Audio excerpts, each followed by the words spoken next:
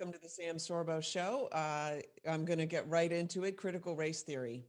This is the big movement right now in our time, and it is very, very dangerous. And I'm going to walk you through why and how, and then we will get to what to do about it.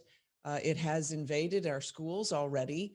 It's been walking through the institutions for quite a while now, and so we have teachers who are fully invested in teaching critical race theory, such that at this point, if the teacher is, if the school district says, okay, the school board gets involved and the school board says, no, we're not going to be teaching critical race theory, you've got teachers out there who are radical, I suppose radicalized would be a good word for them, and rebellious.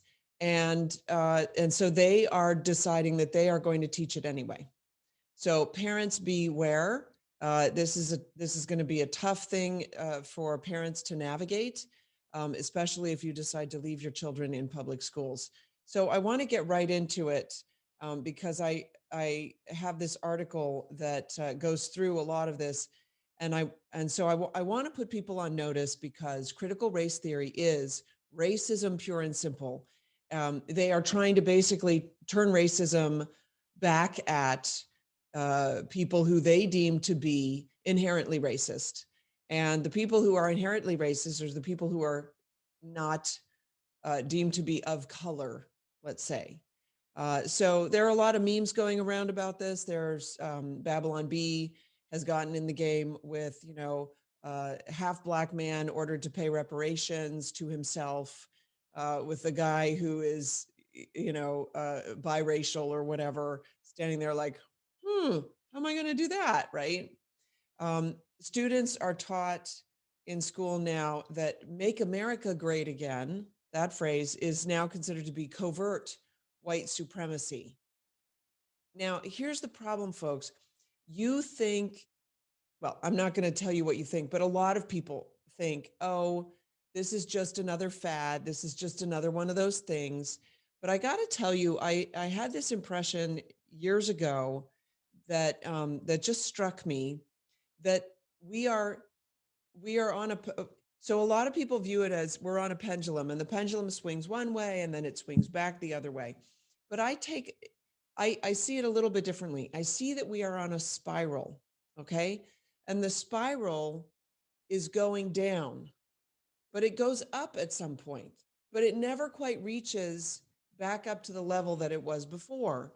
So we spiral down, but then we spiral back up a little bit and we go into a kind of a recovery, right? But then we spiral down, we go farther down, and then we go back up, but we don't go quite as high as we were before. And I see that with the degradation in our culture. And so we have these movements that come through our culture that it, like a wave, and it sort of comes through the culture. But I feel like the waves are getting bigger. Let's put it that way. So in this article, it talks about a school district in Maryland called Montgomery County Public Schools, MCPS. The writers of this article received 685 pages, including the documents that are related to the MCPS's anti-racist system audit and their critical race theory classes. Those documents reveal that students in their largest school district who attended Thomas Pyle Middle School's social justice class were taught that that phrase, "Make America Great Again," is actually a great example of covert white supremacy. Now, they rank these terms, they rank them on a pyramid. That phrase was ranked just below lynching, hate crimes, the N-word, and racial slurs. So here's the problem, a while ago, the left was saying, oh, you've got, you're doing dog whistles and you've got microaggressions. These are things that you literally can't perceive. What a great way to win an argument, is just to accuse the other person of arguing something that they're that they're not even knowledgeable that they're arguing about, like that they don't even know that they're arguing, right? So it's not that you're a racist and you know that you're a racist. It's that you're a racist, you don't know that you're a racist, and you can't possibly know that you're a racist, so you will never know when you're not a racist. Does that make sense? That is the greatest strategy for winning at this game that I think has been invented. So kudos to the people who invented critical race theory.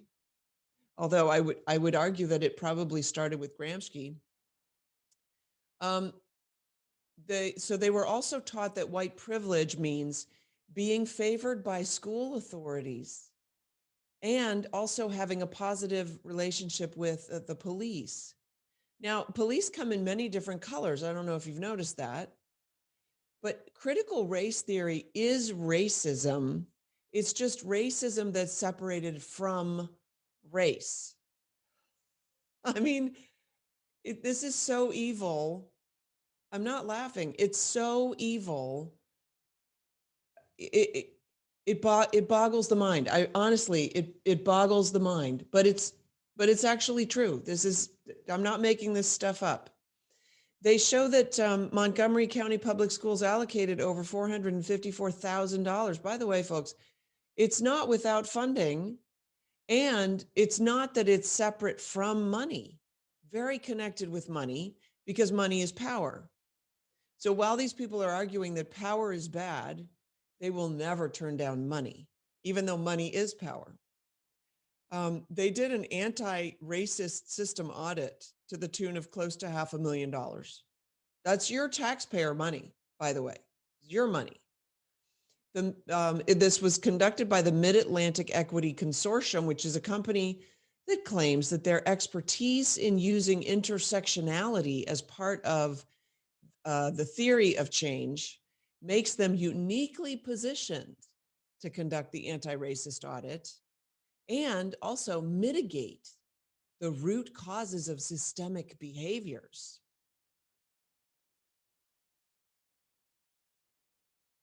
I am, what's another word? Flummoxed. That people are so, here's the thing, they're either idiots or they're involved. I don't see an in between. You cannot be a thinking person and go along with this. In Thomas Pyle Middle School's social justice class curriculum, there's a slide that they've called, "What is Systemic Racism?" In that slide, the students are shown this pyramid depicting differences between overt and covert hateful white supremacy. And according to the pyramid, we talked about that, Make America Great Again is an example of covert white supremacy. But there are others. The examples of other white supremacy include these sayings: "But we're just one human family." That's white supremacy. Color blindness is a white supremacist term. Cultural appropriation is now considered a white supremacist term. Celebration of Columbus Day is white supremacy. Police murdering POC, and POC stands for people of color. That's an example of white supremacy. By the way, police murdering people of not color, not white supremacy, not racist, no matter whose color is where. There's also the bootstrap theory. That's white supremacy. I wish I was making this stuff up. I wish. I'm actually going on David Webb's show Monday morning to talk about this some more. This is the most critical theory in our time right now. It is so devastating. Part of the reason that it's devastating is that it's entered the church. And part of the reason that that is devastating is because it is anti-church. It is anti-Christianity. It's anti-Judeo-Christianity. It is anti-God. It is the antithesis of the church, and therefore it is in direct competition with the church. Now, you might not be a churchgoer, and that is totally fine. Your views are your views. However, you living in the United States are benefiting immensely by the Judeo-Christian worldview. This critical race theory is a worldview that seeks to undermine and destroy the Judeo-Christian worldview. That means that it must destroy America. That's why Make America Great Again is its antithesis. It is absolutely against that phrase and that um, uh, endeavor. So it's very important that you understand just how devastating this critical race theory is, and you must understand that it is full-fledged in our public schools. If you have any care for this nation at all, you must get kids out of government-funded schools. And I would add, you have to be very careful with the parochial schools, with the religious schools, with the charter schools, with all the schools, because critical race theory has been inside our institutions of higher learning where the teachers were trained. I don't know how to be any more. I mean, I am as serious as cancer. I mean, this is a cancer in our culture, because while they're teaching the kids this, they're teaching them self-loathing. They're teaching them to hate the nation that they live in. They are raising social justice warriors. They're raising young people to war against the state. That's what they're doing. They are co-opting our youth. You thought Hitler Youth was bad? This is Hitler Youth on steroids. That's what this is. They found records that there is a social justice class that they offered at Thomas Pyle Middle School. It was a 1-week, quote, summer boost class, for which I'm sure the children got some sort of credit, right? It was called Reading and Taking Action for Social Justice. This is a class that's taught in public schools, okay? They're teaching the children to be social justice warriors. And it was in July of last year, during COVID. It said no grades were given and no actual work due. So why would a child do that? Oh, for free credit, costs nothing. There's no homework, there's no work due. There are no grades. It's pass fail. Of course, children would sign up for that. They make it as easy as possible, and then they brainwash the kids. The class material included a push for students to fill out a form letter with contact information addressed to the federal, state, and county education officials asking for more critical race theory classes in school. Can you imagine?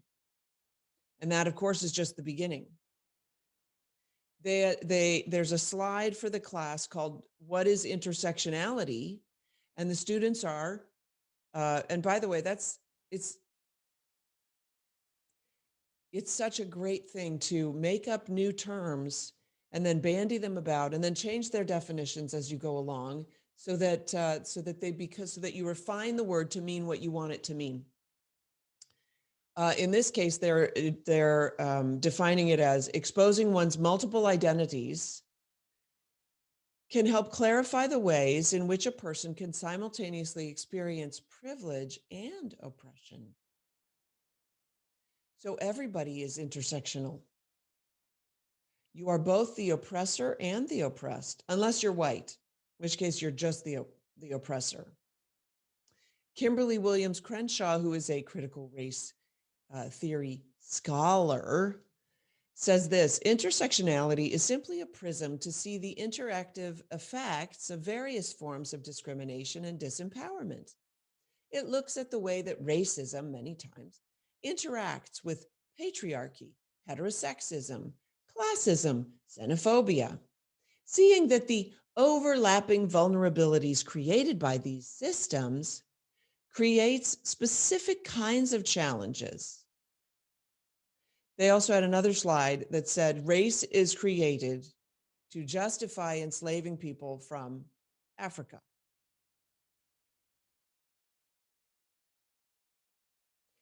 Apparently they created race.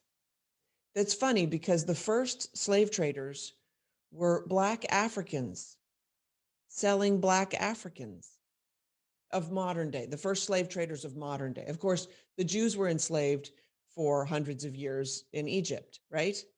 Apparently that was totally fine, because I dare say that Judaism, being Jewish, is not part of the whole intersectionality scheme because they're the oppressors or something. This entire scam, because that's what it is. By the way, the students are suggested that they view a TED Talk interview with Patrisse Cullors. She's a founder of Black Lives Matter, and they are actually told these definitions that Black Lives Matter is just a political movement to address systemic and state violence against African Americans. So systemic, right? The idea is, so the takeaway idea, because I gotta finish this up. The takeaway idea is, it is systemic. That means the only way to get rid of it would be to destroy the system. That spells the destruction of the United States of America. It spells the destruction of the church. And by the way, we have church leaders who either are misguided, misinformed, or evil, downright evil, because they're pushing this, and they're pushing it on their churches. And I went to one a little over a year ago, maybe under a year ago. I went to one thinking, this looks like a very popular church. It's a 35 church plant community. It's huge. And they tried to push this on me and on my family. And thankfully, my kids were absolutely disgusted with being told that they needed to go apologize to Black people. And by the way, I know a lot of Black people who are disgusted by this. Power is defined as wealth, whiteness, citizenship, patriarchy, heterosexism, and education are a few key social mechanisms through which power operates. Well, power operates throughout the world. What are you thinking? You think you can get rid of power? You're seeking power by defining power in this manner. They'll never turn it back on themselves. You'll never see. I mean, that's where the that's where they're hypocritical. That's where the hypocrisy comes in. Sorry, got caught up on my words. Racist policies is defined within that statement as this: there is no such thing as a non-racist or race-neutral policy. That's where they're going to trip themselves up. And that's where I want people to understand that this whole idea, critical race theory, is racism. That's all that you need to, honestly, you need to know that. And you need to know that children should not be going to any school that has not passed a litmus test for this critical race theory.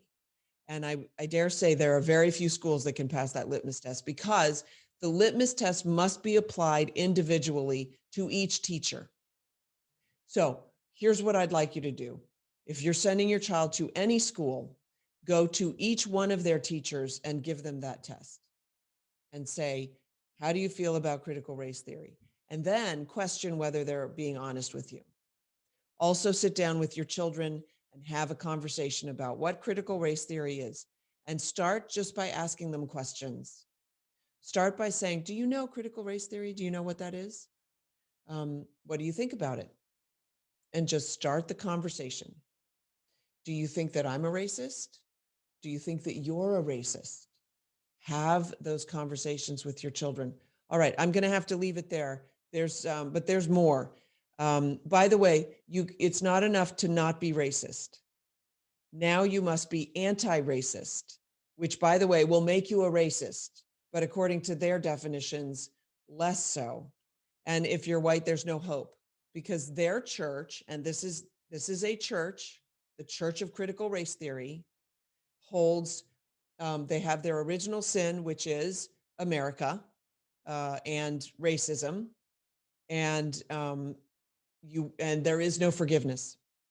So it's basically the opposite of the Christian church, which is forgiveness is available and redemption is available. And in their church, it's not. And so I would ask you how they will make a better world, because they won't. But we did, and we're proven. So, all right, we're going to leave it right there. For those of you on radio, stay tuned. I'll be right back. Just a quick break. And for those of you listening elsewhere, go find another video. Thanks so much for joining me. I'm Sam Sorbo.